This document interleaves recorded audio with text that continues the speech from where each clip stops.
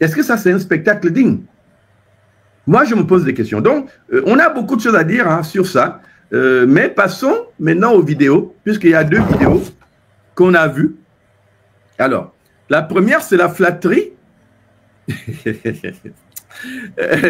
Apparemment, on lui a dit d'aller réciter pour embobiner Trump. Alors, Seigneur, quelqu'un lui a dit d'aller flatter Trump parce que quand vous flattez Trump avec surtout l'histoire du prix Nobel, voilà, Trump perd ses moyens selon eux. Hein. Donc, quelqu'un a totalement conseillé, lui dit d'aller faire ça. Alors, on va écouter. Alors, Madame Adibé, je viens de... On va enlever celui-là. Et il y en a un qui a Trump quelque part là, que... Voilà, celui-là. Voilà.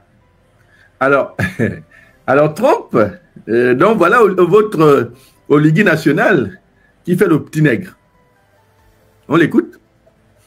Le lauréat pour le prix Nobel de la paix, je ne vois pas d'objection. Sans être prétentieux, je pense que le président Trump le mérite pour les efforts déjà qu'il a fait pour la paix à travers le monde.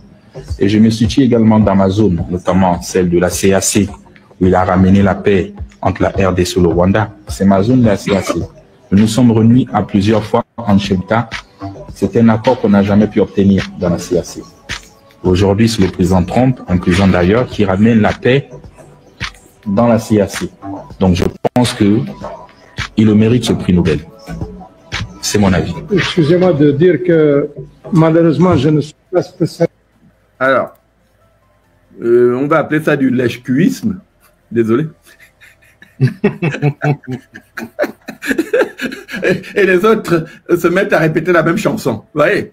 Donc, on lui a dit, quelqu'un lui a dit que c'était intelligent d'aller flatter Trump. De lui dire, ah non, tu as fait des exploits, il te faut le prix Nobel. Voilà. Mais ils ne savent pas de qui il parle. Et avec qui il parle. Hein. Trump, là, c'est pas ce que vous croyez. Il a l'air idiot, mais il n'est pas con. Oui, non, pas du tout. Hein? Voilà. Alors, donc, ça, c'est Trump. Et puis, finalement, il y a la fameuse vidéo qu'apparemment les Gabonais admirent. Ils disent qu'Oligui a fait un exploit extraordinaire. On va écouter ça. Et nous, on va vous donner une autre lecture, n'est-ce pas, de ce que vous admirez pour vous faire comprendre qu'en réalité, vous devriez avoir honte et presque on devrait tous aller se cacher sous une grotte, dans une grotte, parce que réellement, c'est honteux ce qu'on a vécu. Alors, on y va. Lors d'un déjeuner à la Maison-Blanche, le président gabonais s'est illustré par un discours courageux sur la souveraineté, la paix et la transformation locale des ressources africaines.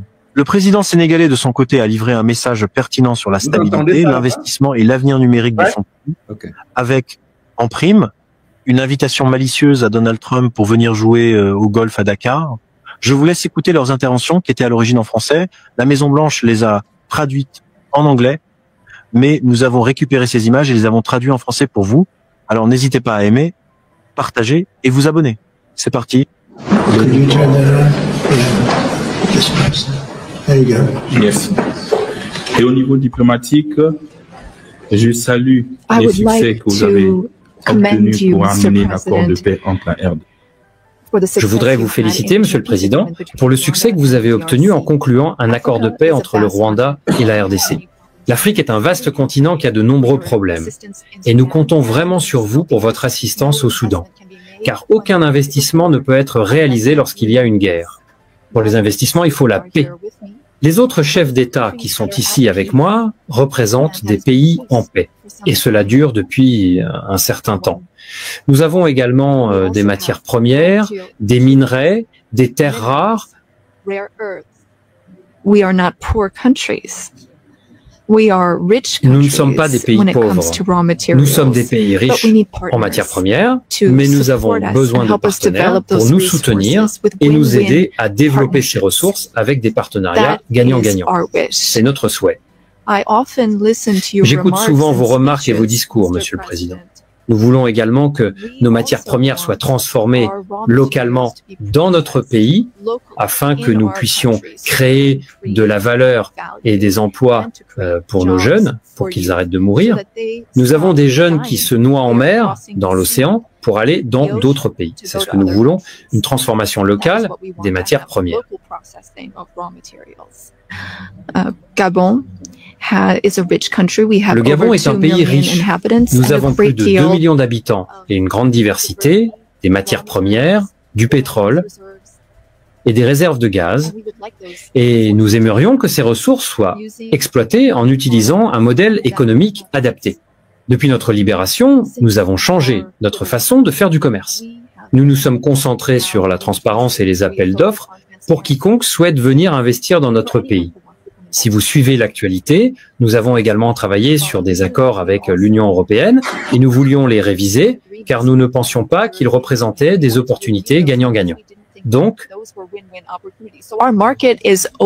notre marché est ouvert. Nous voulons transformer le manganèse localement, que vous achetez par l'intermédiaire d'une entreprise appelée Aramet.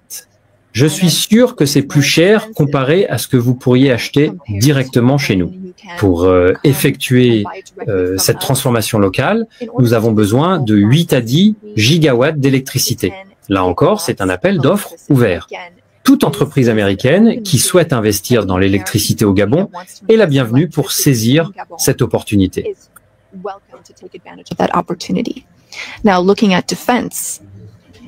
Maintenant, en ce qui concerne la défense, le golfe de Guinée pose problème. Il y a de la piraterie maritime dans cette région et nous voulons travailler ensemble pour la stabiliser. Vous avez dit que vous aviez le meilleur équipement militaire, et c'est ce que nous aimerions avoir pour arrêter la piraterie maritime dans le golfe de Guinée. Nous ne pouvons pas le faire seuls. Nous avons besoin d'un partenaire fiable et fort qui s'engage et prend des mesures concrètes, des actions réelles. Nous devons également être pragmatiques, et c'est ce que vous êtes.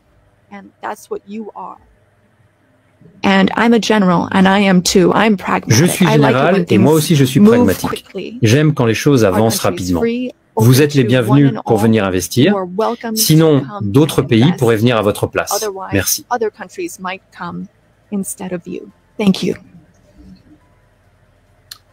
Voilà. Voilà la substance du séjour d'Oligui Nguema aux États-Unis. Maintenant, on va décortiquer ça. Donc, partagez, abonnez-vous, on a beaucoup de choses à dire ce soir. Donc, je vais d'abord laisser la parole à mes amis, puisque on va un peu passer par une analyse globale, puisque le temps avance aussi, pour que chacun intervienne une bonne fois, une seule fois, une bonne fois pour toutes, et on avance sur ce dossier-là, d'accord? Je vais peut-être dire certaines choses en dernier, parce que j'ai quelques analyses à faire, qui impliquent aussi quelques données économiques. Mais je vous laisse la parole à tous les trois. Qui veut prendre le premier morceau de ce gâteau succulent?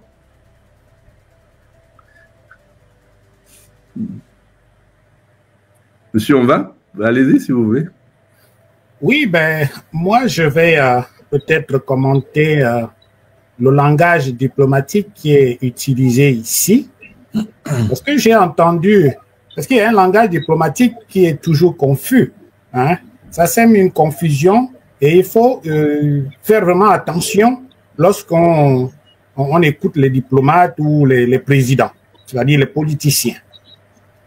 Les gens disent que le président américain Trump a invité des présidents africains, 5 des présidents africains, ce qui est faux, archi faux.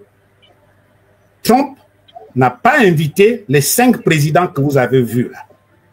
Le vrai langage que nous devons comprendre et que nous avons étudié depuis l'esclavage, c'est que Trump les a convoqués. Trump a convoqué les 5 présidents africains parce qu'il a remarqué un vacillement de comportement sur ces esclaves de maison. Car c'est comme ça qu'il faut les appeler. Trump, ou encore les Occidentaux et les Américains, considèrent les Africains comme des esclaves de maison. Ils décident à leur place. Et quand quelqu'un a atteint ce niveau, il ne peut pas vous inviter. Non, Trump ne peut pas les inviter. Trump les a convoqués. Parce que les gens qui ont une telle habitude envers nous, ne peuvent jamais nous inviter. Ils nous convoquent. Parce qu'en janvier 2018, il a appelé nos pays africains des pays de merde. Quand quelqu'un vous dit votre pays est un pays de merde et vous pensez que cette personne peut vous inviter, il faut vraiment pas que les Gabonais se leurrent. Trump n'est jamais venu en Afrique. Jamais. Parce qu'ils nous considèrent dans leur tête. Ces gens-là, même ici aux États-Unis, nous prennent pour des sous-hommes. Donc, ils ne peuvent pas nous inviter. On dit qu'Oligui a recadré Trump dans la phrase qui dit si vous ne venez pas investir chez nous, d'autres le feront. Je vais vous mettre à l'épreuve. Demandez à ce monsieur Oligui de donner ce contrat aux Russes. Qu'il donne ce contrat à la Russie. Oligui, si tu es garçon, signe ce contrat avec la Russie. Je vous encourage de le faire, parce que je veux bien que vous le fassiez. Si vous arrivez à le faire, je vais vous reconsidérer, je vais vous regarder autrement, avec un petit doute que vous êtes quand même courageux. Vous criez bé là. Signe ce contrat-là avec la Russie et tu verras. Tu dis aujourd'hui qu'on t'a invité. On ne t'a jamais invité. On t'a convoqué. Tous les tours que tu fais en Guinée équatoriale, les Américains ont vu. Ils savent que tu es en train de vaciller. Il fallait te recadrer. C'est eux qui t'ont recadré. T'as jamais, et tu ne pourras jamais recadrer le président américain. Au grand jamais. Et quand il arrive chez lui, les gens disent qu'ils vont l'ovationner, accompagner leur champion. Ça, c'est quel champion? Champion de la honte? Ça, c'est un président de la honte. Maintenant, revenons-en à cette histoire de transformation sur le terrain. Contrairement à ce que pense Oligui actuellement, je sais que c'est du populisme, on ne peut pas prôner une transformation des matières premières et mépriser le transfert des technologies. Si vous ne le saviez pas, M. Becon, le transfert de technologies bénéficie énormément aux étudiants en leur offrant des opportunités de développement professionnel, en créant justement des liens avec le monde professionnel. On voit dans certains pays des partages de la circulation d'étudiants qui vont en prendre dans d'autres pays parce qu'ils ont un projet dans leur pays. Et cette pratique demande de gros investissements dans le système éducatif national. Parce que une bonne préparation du système éducatif permet non seulement la maîtrise des technologies par des étudiants, mais aussi et surtout la stimulation de l'innovation dans le système éducatif par les étudiants eux-mêmes qui auront fait des recherches et même des professeurs. Il suffit d'avoir une technologie et les étudiants eux-mêmes vont utiliser leur génie pour en tirer profit. Parce que la formation d'une élite qualifiée dans des domaines qu'on veut développer, de haute technologie, de transformation, et en ce moment, on doit regarder un peu l'exemple que le docteur Mangara a cité, là, le modèle chinois est un exemple à suivre. C'est comme ça que les Chinois ont commencé, parce que leur pays était fermé. Parce que le socialisme, dans leur pays, le communisme était fermé. Et c'est dans les années 1970 que la Chine décide de s'ouvrir de son isolement politique. Et c'est lui qui était l'acteur de ça.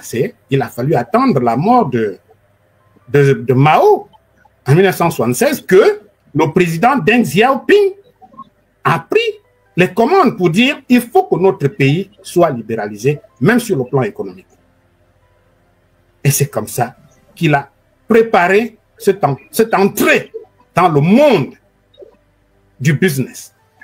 Mais il a mis en premier le capital humain. Nous allons avoir des technologies qui viendront dans notre pays. Il faut que quelque chose reste dans notre pays pour développer le génie de nos étudiants, nos ingénieurs. Et aujourd'hui, on dit que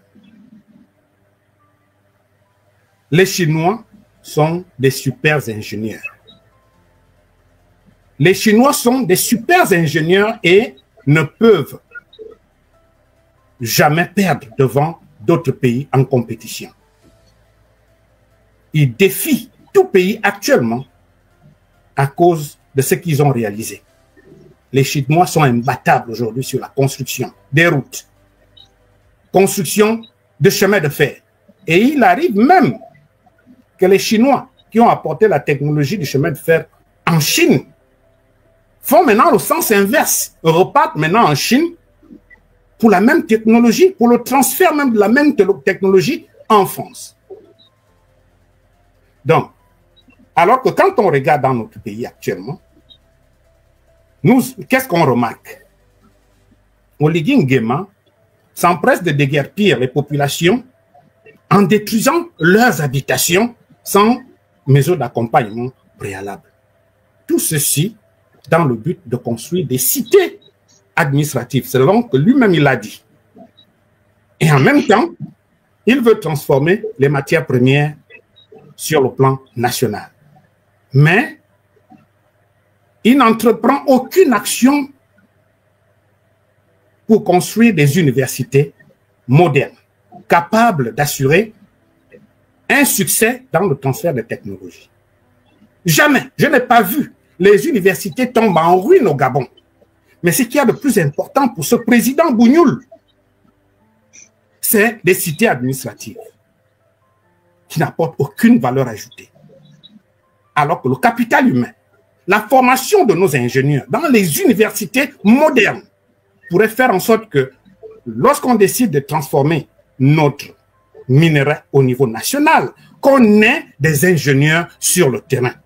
Si aujourd'hui, quelqu'un arrive à signer ce contrat avec Oligui d'exploiter sur place le manganèse gabonais, où est-ce qu'il va trouver des ingénieurs? Est-ce qu'Oligui a formé déjà une élite d'ingénieurs qui va s'assurer de la transformation de cette matière première? Je pense que les gens viendront d'ailleurs, soit les sociétés des pays, le pays d'origine des sociétés qui vont signer ces contrats vont importer leurs ingénieurs, parce que s'ils ne trouvent rien sur le terrain au Gabon, ils vont utiliser leurs propres ingénieurs. Ou bien des ingénieurs qui sont déjà au Gabon, mais qui ne sont pas des Gabonais. Donc, on n'aura rien, on n'aura rien réalisé. Aucun progrès. Oligui semble oublier ça. Mais les discours pompeux qu'on fait à gauche, à droite, il oublie les fondamentaux. Où se trouve le système éducatif gabonais aujourd'hui pour parler de la transformation? On viendra transformer tout sous nos yeux. Où est la différence? Où est le capital humain gabonais? Et on dit qu'on va résorber le chômage. Ce sont des ouvriers, les manœuvres qui vont trouver du travail, mais pas l'élite. Pas l'élite. Et ça, je regrette que c'est quand même un bas niveau à comprendre. Ça, c'est du basic qu'on doit comprendre. On ne peut pas développer un pays si le système éducatif ne répond pas. Pourquoi ne pas oublier ces cités administratives et nous construire des universités modernes? Au moins, votre initiative aurait de la valeur. Parce que là, je ne vois aucune valeur. On viendra transformer le manganèse chez nous. Mais les Français, ou un autre pays qui aura signé les contrats. Il ne va pas trouver des ingénieurs gabonais. Il va aller chercher dans son pays d'origine, comme les Chinois le font d'ailleurs. Ils repartent dans leur pays et ramènent des ingénieurs. Est-ce qu'on a résolu le problème? Le problème reste intact. Et si vous avez les mêmes vices, c'est-à-dire la corruption va tout manger. Quels que soient les bénéfices que vous allez produire, la corruption va continuer à dévorer nos richesses. Ce n'est pas un problème de transformation sur le terrain. Je suis désolé, parce que quand Trump vous l'entend dire que nous cherchons des partenaires à l'Union européenne, nous avons trouvé que, est-ce que vous n'aviez pas des revenus, même quand vous vendiez cette rente, même sans être transformé au niveau local, vous n'aviez pas de revenus gagnant-gagnant? Il y avait bien de l'argent au Gabon. Ce n'est pas à Trump que vous allez raconter cela. Trump sait ce que vous faites de votre argent. Vous, les pédégistes, les bongoïstes. Et les Gabonais qui soutiennent de telles bêtises. Je vois là des diplômés qui vont accueillir leur président, ils appellent leur champion, sans aucune vergogne. Mais votre président ne vaut rien. Qu'est-ce qu'il a raconté? Moi, j'ai très honte de ce que ce monsieur a dit. Dire qu'au Gabonais, le Gabon qui a connu des découvertes depuis des décennies, n'a pu développer une politique de formation professionnelle, d'ingénieurs et autres. On arrive au Gabon, on regarde, raison pour laquelle Trump n'a même pas envie de venir au Gabon, parce qu'il connaît vos richesses et il sait ce que vous en faites. Trump vous méprise. Vous, les 5 présidents convoqués, là, Trump vous méprise, il vous a convoqué. Il ne vous a pas invité. Vous n'êtes pas propriétaire de votre sous-sol. Il va vous le démontrer. Sauf si Oligui réalise un exploit, un miracle, pour freiner la France et les États-Unis dans l'exploitation de nos richesses.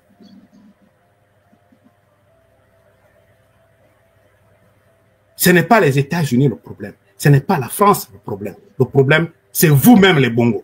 Vous savez ce que vous avez fait de l'argent de notre pays. Donc, pour ne pas tirer en longueur, je vais d'abord m'arrêter là, parce qu'on n'a plus assez de temps. Je vous remercie. Merci. Je vais essayer d'aborder ça sur la question même la plus fondamentale, hein, puisque je crois que les gens qui ont salué la prestation d'Oligui, puisque vous parlez de théâtralité, oui, c'est une prestation, quelqu'un qui joue un rôle, un acteur. Sauf qu'on pourra toujours se poser des questions. Est-ce que cette comédie qu'il a jouée était vraiment dans le sujet ou hors sujet? Et Mme Adébé vient en fait de parler de cette politique spectacle qui contribue peut-être à cette légitimation de son pouvoir au Gabon. Parce que lui, il pense que les Gabonais vont presque se dire « Ah, comme il a rencontré Trump, c'est que Trump accepte ce qui se passe au Gabon. » Et donc, finalement, que l'Amérique le soutient, parce que c'est un peu ce que les présidents africains font. Ceux qui n'ont pas de légitimité chez eux vont à l'étranger la chercher. Et souvent, en rencontrant les grands, ils se disent, mais s'il m'a rencontré, c'est qu'en fait, il ne voit aucun problème avec ce que j'ai fait au Gabon. Omar Bongo a fait ça, Ali Bongo a fait ça, tous le font. Mais la question, c'est celle-ci. Est-ce que, si on va au fond maintenant de ce que on doit comprendre, parce que quand vous dites nous sommes allés rencontrer Trump, nous avons été discuter économie, donc le devenir du Gabon, vous devez être clair sur ce que vous êtes allé vraiment chercher. Et la question devient, est-ce que vous connaissez même votre propre pays quand vous le vendez aux autres? Qu'est-ce que vous vendez? Moi, ce sont des questions fondamentales. Si je suis président du Gabon, j'approche quelqu'un, un interlocuteur. Je dois savoir, ce dont ce pays que j'ai en face de moi a besoin, et ce que je suis capable de lui apporter. Ce sont des paramètres importants. Je ne peux pas déroger à cette réalité. Connaître l'Amérique et connaître mon propre pays pour savoir en réalité où nous pouvons échanger dans ce fameux partenariat gagnant-gagnant. Moi, ce qui me fait parler de honte, c'est que si on regarde juste la forme, Certains ont dit, oh, c'est un discours courageux, donc c'est une forme de nationalisme. Mais moi, je n'ai pas vu l'expression de quelque souveraineté que ce soit dans la démarche d'Oligui. Quand vous parlez à quelqu'un, vous dites, oh, d'abord, la personne vous dit, présentez-vous. À moi, ça me rappelle un peu quand je commence mes classes. Hein, souvent, je dis aux étudiants, présentez-vous, que je sache qui vous êtes. C'est ce que j'ai eu l'impression que Trump leur a fait. Bon, ces négros-là, je sais pas, sortant de pays de merde, comme il le dit souvent, présentez-vous, parce qu'en fait, je ne connais aucun de vous. D'abord, c'est la première humiliation. Je ne sais pas si les gens s'en rendent compte. Vous arrivez quelque part, quelqu'un vous dit, ah, vous, je ne vous connais pas. C'est comme un Michael Jackson allant dans un pays et trouvant des gens qui ne savent jamais, qui ne savent pas qui il est, mais il en serait traumatisé parce que dans sa tête, il pense déjà que tout le monde le connaît. Oui, voilà un Oligui qui arrive là, il pense que Trump le connaît. Et Trump dit, mais alors toi, c'est qui, le petit négro là? Vous voyez? Donc, il y a déjà un problème. Présentez-vous, ils sont comme des élèves dans une salle de classe. Et non seulement ça, il n'y a pas d'envergure bilatérale à ce meeting. On les a entassés en groupe, vous êtes 5. Exprimez-vous devant le patron, vous êtes là. Chacun prend sa parole à tour de rôle, un peu. Voilà, il n'y a rien, il n'y a pas de substance bilatérale qui montre qu'on vous respecte en tant que vous, président du Gabon, si vous l'êtes vraiment. Moi, j'ai regardé ça avec beaucoup de honte, en fait. Je me suis dit, mais merde, je suis là. Je suis. Et voilà pourquoi je m'étonne de voir les oliguistes rabaisser leur propre patron comme ça. Voilà quelqu'un, parce qu'il a ouvert la bouche, il a dit des choses.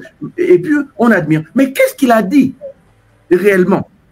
Moi, je vois quelqu'un qui parle depuis une position d'infériorité par laquelle il a l'impression qu'il doit surfaire, surexprimer pour montrer qu'il vaut quelque chose. Sauf que le discours d'Oligui, il est toujours brouillon, c'est le discours des bars. Ça sort toujours mal. Si vous n'êtes pas, venez. En fait, peut-être qu'il copie Omar Bongo, parce qu'Omar Bongo, c'est comme ça qu'il parlait. Eh, si les Français ne veulent plus de notre pétrole, il y a les Russes, il y a les Chinois. Même style. Sauf que moi, si je suis Trump, je regarde le petit nègre, je dis, bon, lui, il me raconte quoi là? Parce que lui, il regarde avec des yeux d'Américain. Le capitaliste. Il dit, bon, le petit là qui parle, il raconte quelle bêtise. Il regarde. Il va se dire, mais écoutez, Gabon, toi qui viens ouvrir la bouche, qu'est-ce que tu nous envoies chez nous qui représente quoi dans notre économie? Première analyse, hein, je suis président américain, c'est ma réaction. Lui, c'est qui? Il ouvre la bouche, il dit, nous avons des richesses. C'est quoi ces richesses-là? Donc, je zoome sur le Gabon. Je dis, OK, ils ont du pétrole, puisque c'est ce qu'Oligui vend. D'accord? Je zoome sur le Gabon et moi, je vais dans les critères économiques. Je dis, tiens, le Gabon, ça représente quoi en matière de production de pétrole? Je regarde ça. Je dis, voilà le Gabon. Ah, il faut enlever le truc là.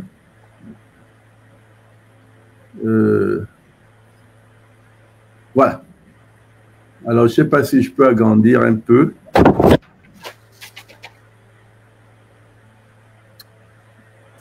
Hop, d'accord. Alors, bon. Attendez, j'essaie d'agrandir l'écriture, hein, parce que je veux que les gens regardent.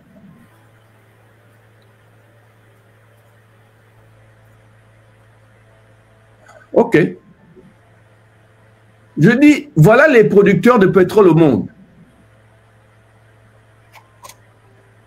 D'accord?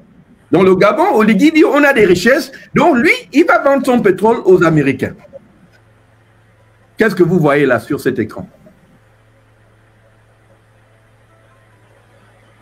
Dites-moi.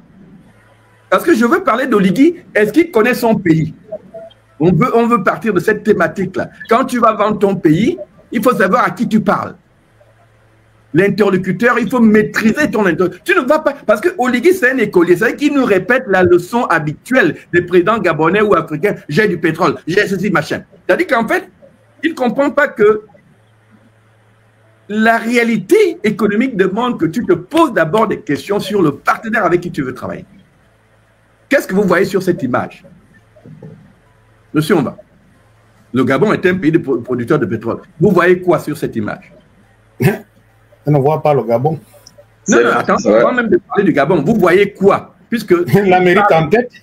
Voilà. On voit la liste des pays. Vous parlez au premier producteur de pétrole au monde.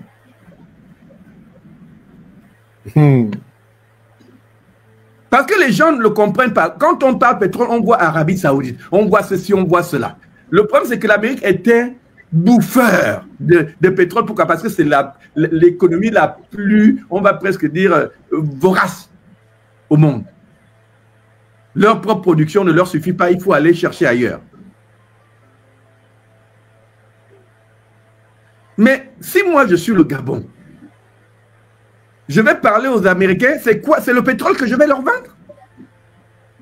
Nous sommes riches, nous avons que des richesses. Vraiment? Quand je vous parle de cerveau, le cerveau, parce que oui, le Gabon est un producteur de pétrole. Voilà le Gabon ici. Désolé. Alors, le Gabon, il est où? 35e pays.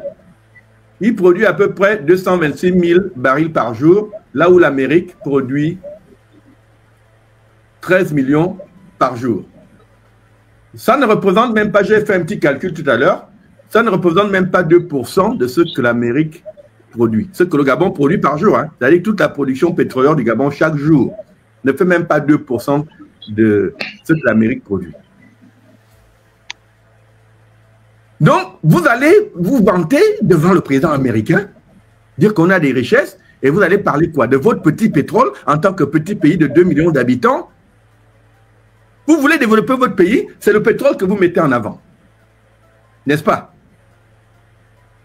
Vous voyez déjà le problème, mes chers compatriotes. Vous voyez déjà le cerveau. C'est-à-dire que, je vous dis, n'est pas président qui veut d'un pays. Il faut d'abord connaître son pays et aussi connaître les partenaires avec qui on parle. Vous n'allez pas dire à chaque partenaire, parce que si vous regardez Oligui, quand il est devant les Chinois, il va dire quoi?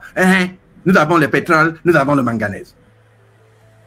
Il va devant les Français, nous avons le pétrole. C'est une leçon qu'il répète. Mais ce qu'il ne comprend pas, c'est que quand tu vends à tes partenaires le pétrole, le manganèse, le machin, tu ne leur vends que des cultures, des productions de rente qui font de votre économie une économie de rente, c'est-à-dire qu'ils encouragent la dépendance vis-à-vis des autres. Je ne sais pas s'il le comprend. Vous voulez de la souveraineté, vous voulez être machin, mais vous encouragez vos partenaires à venir exploiter vos richesses qui vous rendent dépendants d'eux. Sauf que, allez le faire devant l'Amérique, l'Amérique te regarde et il dit, mais il sort de quel trou, celui-là? Parce qu'autour de Trump et tout, ils sont là, ils regardent, voilà, un négro qui parle, parce qu'il ne comprend pas, il ne sait même pas ce que c'est que son pays. Tu vas nous vendre quoi, là?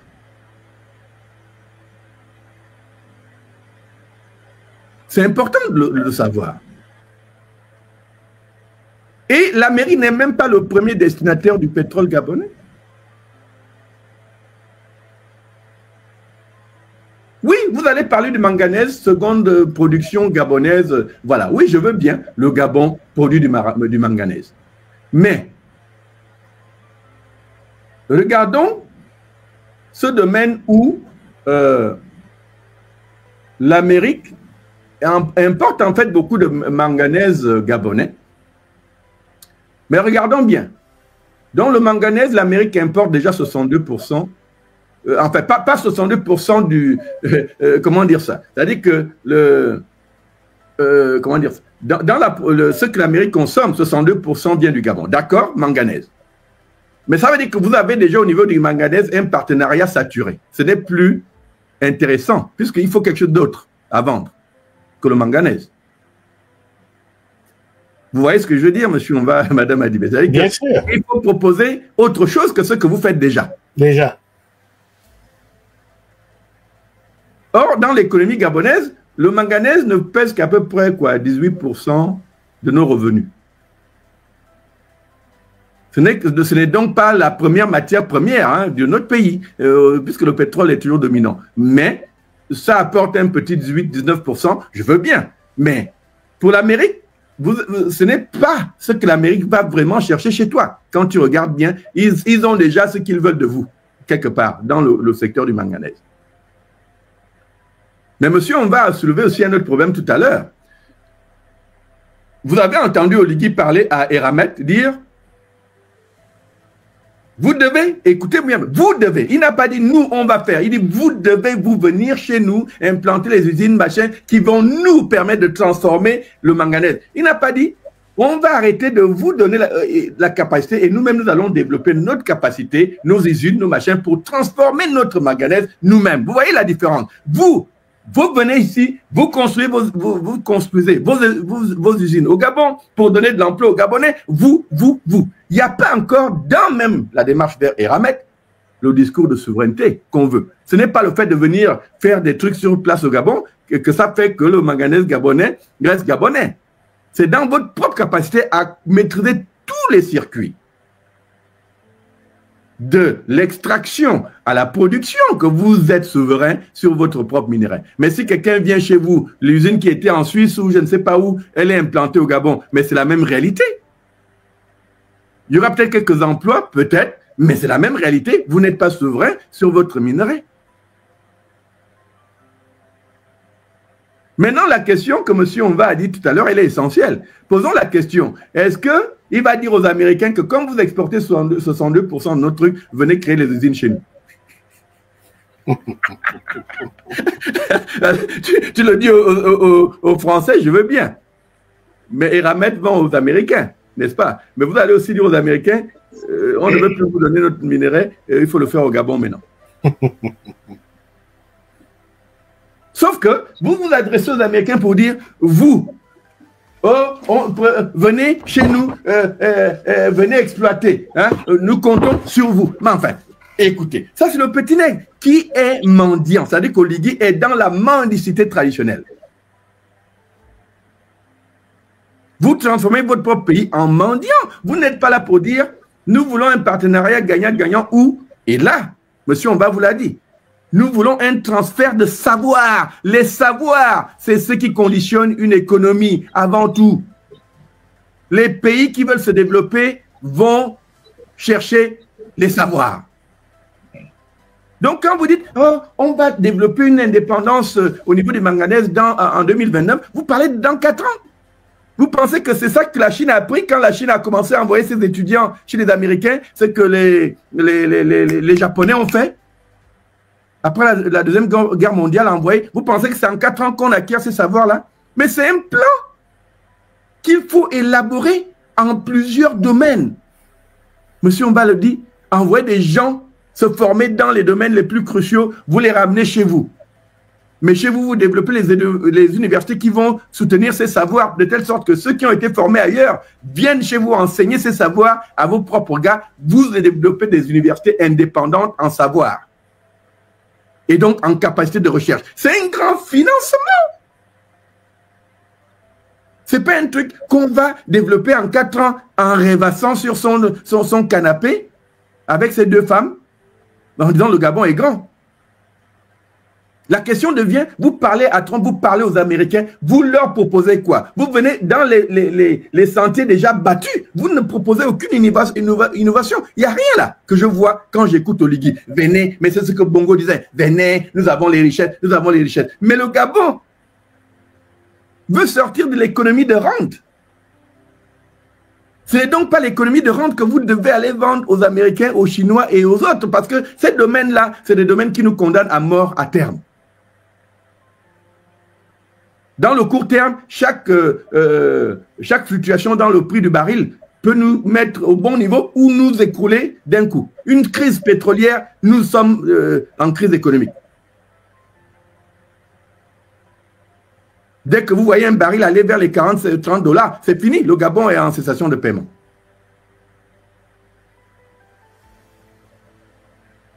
Donc, quand vous voulez aller vendre votre pays, vous allez sur les sentiers battus. C'est-à-dire que vous répétez la récitation d'écoliers qu'on récite depuis les Bongos. La même. Hein, nous avons des richesses. Hein, mais vous ne pensez pas que votre petit Gabon, c'est 2 millions d'habitants? Vous n'avez même pas la population pour soutenir de vraies industries. Bon sang. Est-ce qu'Oligui le sait? Que si on implantait certaines usines au Gabon, il n'y aurait pas assez de main-d'œuvre pour soutenir ces industries-là. Est-ce qu'il le sait? La population active ne s'invente pas. Hein? Attention. Ça ne s'invente pas. Vous ne pouvez pas être une économie de production industrielle avec 2 millions d'habitants. Ce n'est pas possible. Et si vous voulez aller dans ce sens, vous allez être obligé d'importer des étrangers. Et pour en importer, vous devez en fait saturer votre pays d'étrangers pour avoir la main-d'œuvre nécessaire.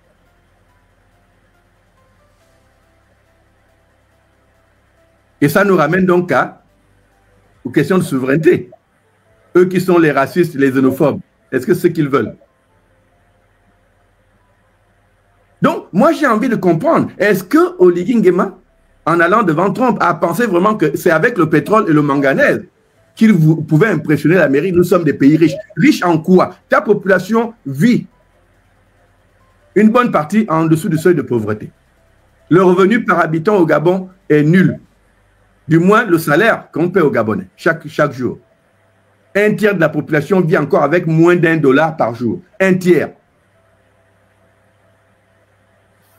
C'est-à-dire 30% des Gabonais vivent encore avec moins d'$1 par jour.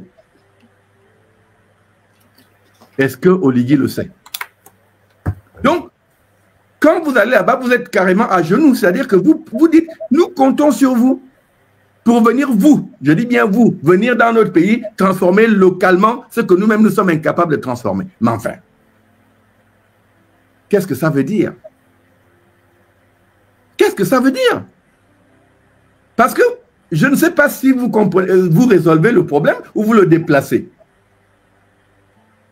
Avant, vous exportez vos matières premières, mais vous êtes toujours dépendant de l'étranger. Après, vous les forcez à venir mettre des usines chez nous, soi-disant pour créer de l'emploi. Mais les usines leur appartiennent toujours. Le jour où ils décident de partir, vous n'avez rien.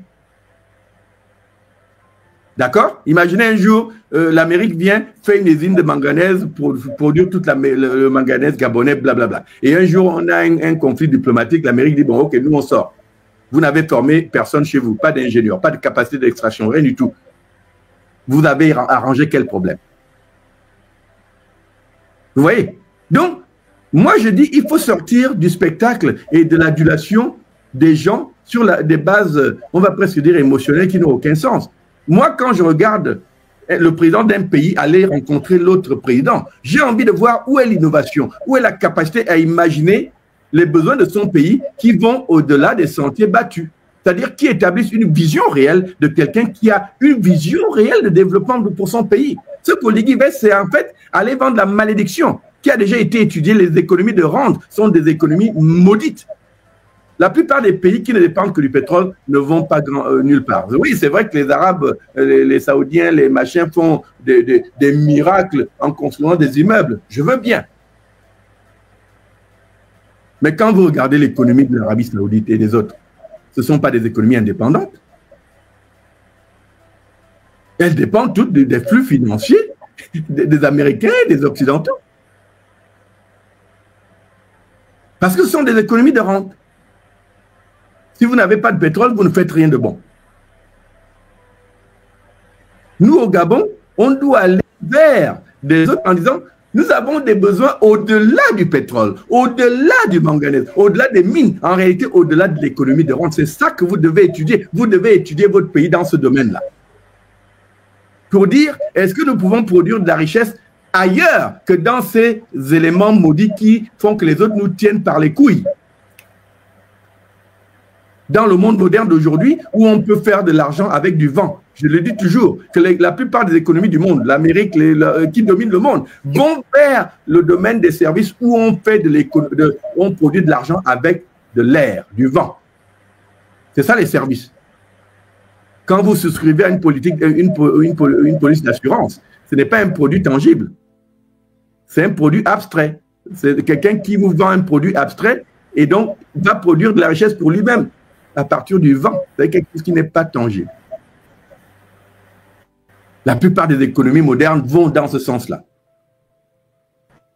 Encore que nous, on a encore des atouts sur le plan agricole. Mais vous voyez, est-ce qu'il est allé vendre le potentiel agricole gabonais? Rien. Il est dans les sentiers battus.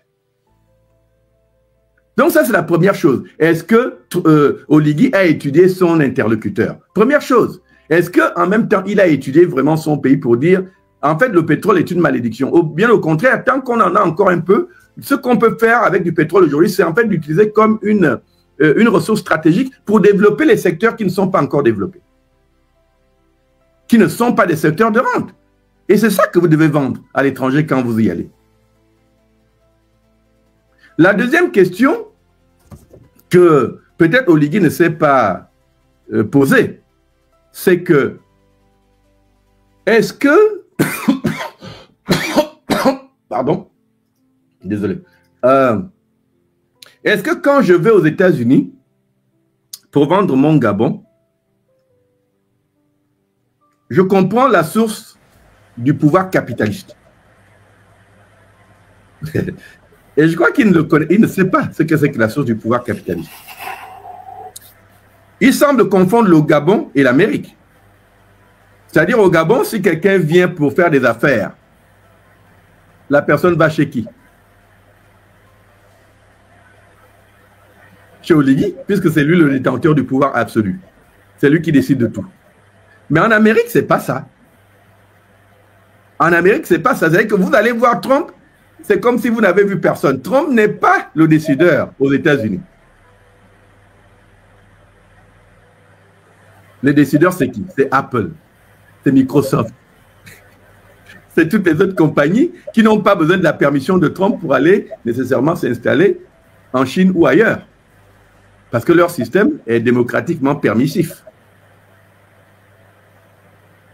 Personne ne va aller quémander. Quand Apple veut s'installer dans un pays, il ne va pas aller quémander à Trump le droit de le faire. Apple est libre de le faire. Je ne sais pas si les gens le comprennent.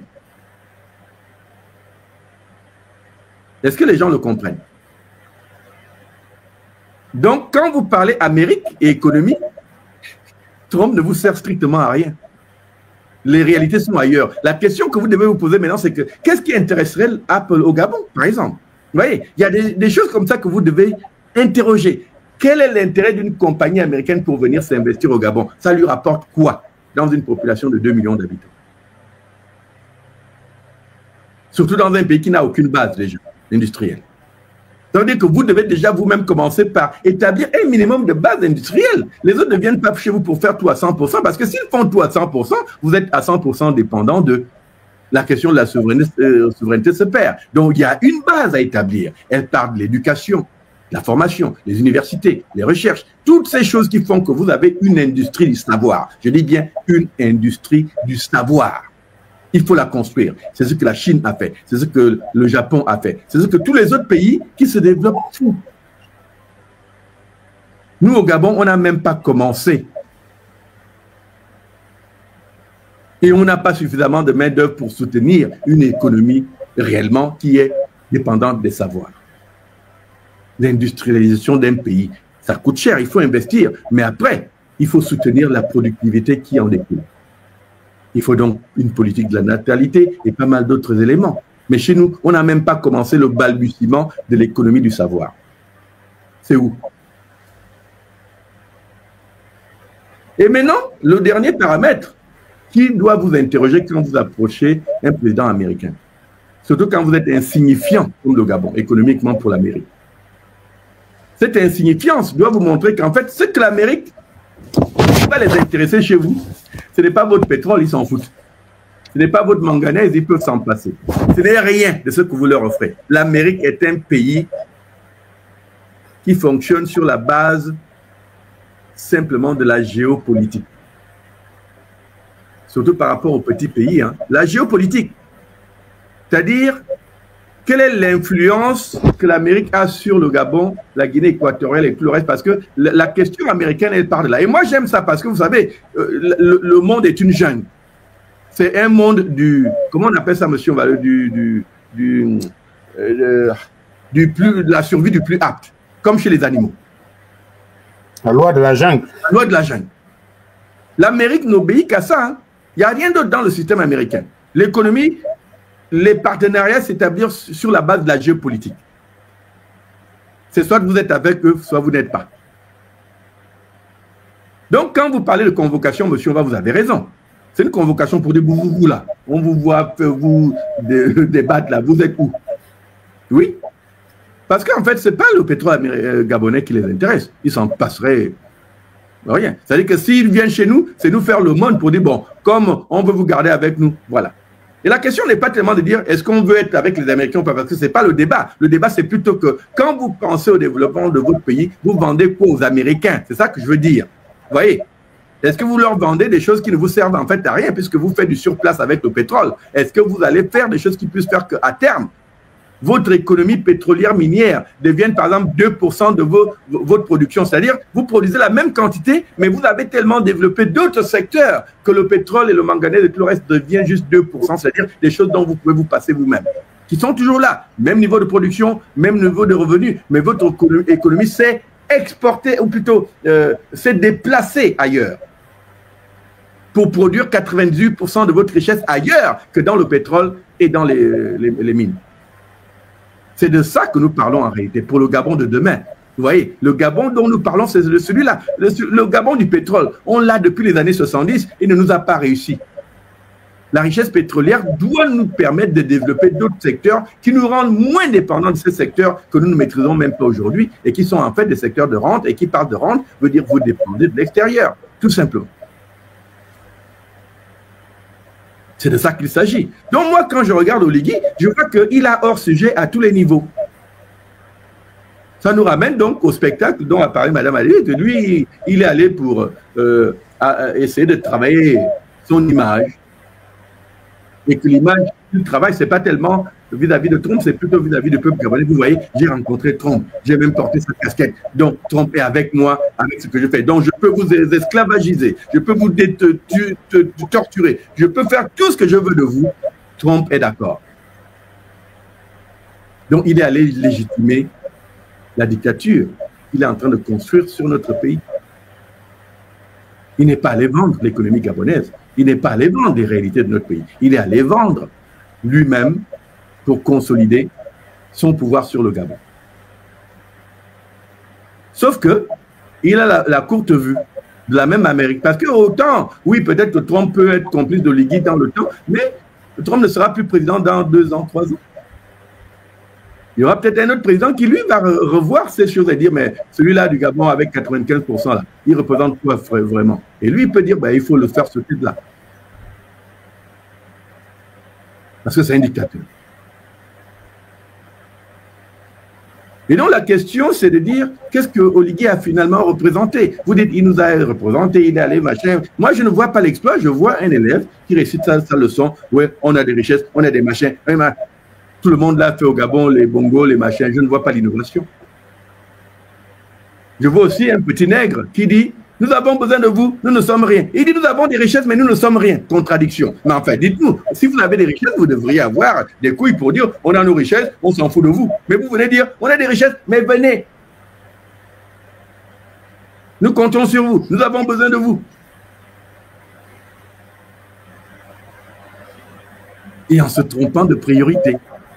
Vous voyez, j'aurais préféré quelqu'un qui nous dit, on a établi un accord d'éducation des Gabonais dans les secteurs clés, comme M. Mbala l'a dit tout à l'heure. Donc, on va maintenant avoir une piste américaine pour envoyer nos ingénieurs, nos machins, tout ça. On a négocié des choses avec les universités. Vous voyez de quoi nous parlons? L'argent qu'on peut investir dans ça, c'est ce qu'Oligui va vous perdre avec les gratte-ciel qu'il vous promet. Il va faire de Libreville un Dubaï. Monsieur Bouka vous l'a dit, ce n'est pas l'urgence des Gabonais. L'urgence des Gabonais, il est minimaliste, il se résume d'abord aux besoins primaires, mais aussi par la suite aux questions non seulement de santé, mais d'éducation. Le développement du Gabon ne passera que par le fait qu'on aura des universités partout dans notre pays, des écoles partout dans notre pays, Internet partout pour permettre la circulation des savoirs, les bibliothèques, tout cela qui va nous permettre maintenant d'investir dans l'éducation et surtout dans les filières d'avenir. Voilà. Si on veut développer le pétrole, et tout là, on doit faire cela, de telle sorte que demain, nous ayons notre propre capacité de prospection. La question n'est pas tellement de chasser les étrangers. La question de dire, OK, on ouvre notre marché, mais on veut une situation où nous-mêmes, nous avons nos capacités d'exploration, de telle sorte que si on trouve un puits et que nous avons la capacité de l'exploiter à 100% par nous-mêmes, on le fait.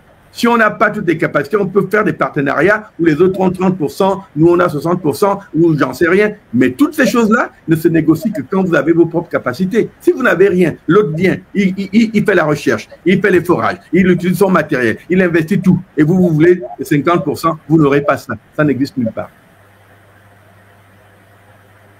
Voilà pourquoi les réalités de notre économie doivent être repensées avec une sorte de génie innovateur. Vous ne pouvez pas le faire avec le terre-à-terre que les oligarques nous proposent. C'est de la politique terre-à-terre. C'est quelqu'un qui va réciter la même leçon sur le Gabon. Nous avons des richesses. Nous avons. Quelle richesse? Devant l'Amérique. Parlez peut-être devant un autre pays africain. Je ne sais pas, allez au Rwanda, au Botswana, vanter vos richesses, mais n'allez pas vanter vos richesses. Ça représente quoi dans le système américain? Vos richesses. L'Amérique s'en tape. Par contre, ce qui intéresse les Américains, c'est la géopolitique du monde. Ça, c'est l'Amérique. Dans cette géopolitique, l'Amérique étend sa puissance. Et pour étendre sa puissance, il faut des partenaires. Et dans ce partenariat-là, vous savez ce que l'Amérique veut? Ils veulent étendre leur influence. Mais vous devez être suffisamment malin pour dire, OK, s'ils veulent vraiment venir chez nous, quelle est la monnaie d'échange? Voilà la réalité. C'est quoi la monnaie d'échange? Et c'est là que parfois, nos dirigeants s'égarent. Et quand vous avez un ignare au pouvoir comme on dit, il ne comprend rien. Parce que lui, on lui a dit, va réciter la leçon, va flatter Trump. Malheureusement, Trump vous invite comme un gros tas là. Vous n'avez pas l'opportunité d'un rapport bilatéral. C'est qu'on ne vous respecte même pas à ce niveau. Trump vous a tous mis dans un paquet parce que lui, il travaille la géopolitique. C'est tout. Il s'en fout de qui vous êtes, de ce que vous avez comme richesse. Et c'est là, mes chers compatriotes, qu'il va falloir effectivement amener le débat pour dire, vous qui vantez Oligui, simplement parce qu'il a ouvert la bouche. Mais en ouvrant la bouche, il a fait quoi? Qu'est-ce qu'il a fait de concret qui amène vraiment le Gabon à cette indépendance, à cette souveraineté et surtout à l'éclosion de ces élans de développement qui peuvent faire qu'effectivement, à terme, on voit que le pays avance. Mais ce n'est pas en allant vendre du pétrole que le pays va avancer, parce que nous avons fait le surplace au Gabon avec la même réalité, les mêmes richesses. On a toujours eu le pétrole, mais ça ne nous a amené nulle part. On est toujours dans le surplace. Donc, ce n'est pas le pétrole qu'on va vendre. Secondo, Oligui doit comprendre par lui-même aussi que tant qu'il sera le seul décideur dans notre pays, rien ne va avancer. Les institutions restent encore tout le chantier à faire. Donc, nous, au CCL, on va dire qu'en réalité, nous, on pense que le Gabon doit refaire tout ce qui a été fait au niveau de la transition. On doit repartir sur le chantier des institutions. Ce sont ces institutions qui vont établir les mécanismes qui vont faire que, maintenant que nous savons parler sur le plan juridique, le Parlement peut jouer son rôle en termes de diligenter ou articuler la politique de développement dont notre pays a besoin. Le Parlement, je dis bien le Parlement parce que c'est là que nous avons la représentation du peuple, techniquement, dans un système démocratique. C'est eux qui font que quand on amène des idées, on les met dedans, elles sont discutées et on décide des priorités. Ce Parlement, naturellement, si on était dans un pays démocratique, aurait dit à Oligui, quand tu vas aux États-Unis, là, laisse-nous un peu les affaires de pétrole, voilà les domaines qui nous intéressent réellement. Si le Gabon veut avancer, on a besoin de formation, de débouchés universitaires, l'académie, le savoir. Nous avons besoin de développer des mécanismes d'acquisition des savoirs. Pour que peut-être la première décennie au Gabon soit celle de ce développement de cette base. Et la deuxième décennie, celle maintenant de l'articulation de cette indépendance radicale, parce qu'on aura acquis non seulement les savoirs, mais on aura aussi construit les industries par nos propres moyens qui nous rendront justement autonomes. Et donc capables de développer nous-mêmes notre manganèse, capables de faire nous-mêmes notre pétrole, mais aussi d'utiliser ces richesses-là pour produire des richesses hors pétrole, hors mine, hors bois, en réalité, hors de l'économie d'Europe. Le Gabon de demain ne va pas se construire avec le pétrole, non. Il va se construire avec le savoir. Et c'est là que vous voyez que votre ami Oligui, en allant réciter la leçon que les Bongos avaient déjà récitée, et allez vous humilier.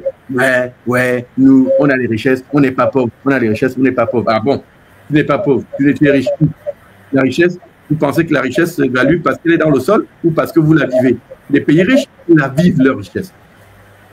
Ce qui est dans le sol est ce qu'on appelle richesse potentielle. Mais pour que ce potentiel devienne une richesse, il faut le développer. Qu'est-ce que vous avez comme capacité pour ça? Voilà la source, malheureusement, de l'humiliation que nous, on voit dans ce qu'Oligui allait faire. Un étudiant qui allait réciter une leçon hors sujet de son propre pays. Il ne connaît pas le cours hors sujet de l'Amérique. Il ne sait pas ce que l'Amérique recherche. Et il croit que, en allant gonfler son petit dos, je suis un général, machin, et voilà. Mais l'Amérique s'en fout de ton pétrole. Tu peux le donner à qui tu veux. L'Amérique n'est même pas la première destination de ton pétrole. Ils s'en foutent. Va donner ça aux Chinois, les Américains s'en foutent de ton pétrole. Il faut savoir ce que l'autre veut. Et malheureusement, on a l'impression qu'Oligui navigue à vue. Un peu comme il a fait la transition, tout ne tourne qu'autour de son personnage. Il est allé devant Trump parce qu'il voulait qu'on le voie assis à côté, là, face à Trump, en train de dire des conneries. C'est tout ce qui était important. De retour au Gabon, il vous fait la mise en scène, mais Madame Adibé vient de vous montrer que même cette mise en scène est un échec. Aucun Gabonais n'est allé. Aucun. Seul était là, ceux qui avait été manipulé pour être là. C'est que finalement, cet homme-là n'a pas de popularité chez nous. Même dans ce simulacre, ça ne marche pas. Voilà, mes chers compatriotes, les réalités. Et effectivement, nous voyons que le bongoïsme est toujours là. La manière de gérer des bongos est toujours là. Les mêmes mécanismes, la même imagination du Gabon économique c'est toujours là. C'est toujours le pétrole. Le pétrole, pourquoi? Parce que le pétrole, ça donne l'argent facile avec lequel on corrompt les gens. Mais en corrompant les gens, en basant son système sur la corruption, vous tuez radicalement votre économie. Et nous savons qu'en fait, Oligui est déjà en train d'échouer. Il ne pourra jamais réussir parce que tant que l'argent du pétrole sera là pour renflouer les canaux de corruption, le reste de notre économie n'ira nulle part. Et en réalité, Oligui finira par sauter par les mêmes mécanismes par lesquels il est venu au pouvoir, c'est-à-dire un coup d'État. Ou alors, si les militaires sont peureux, il faudra que le peuple lui-même s'organise pour enlever le pouvoir. Chaque planète a sa propre guerre. Mais sous la lune, on est tous frères. Un message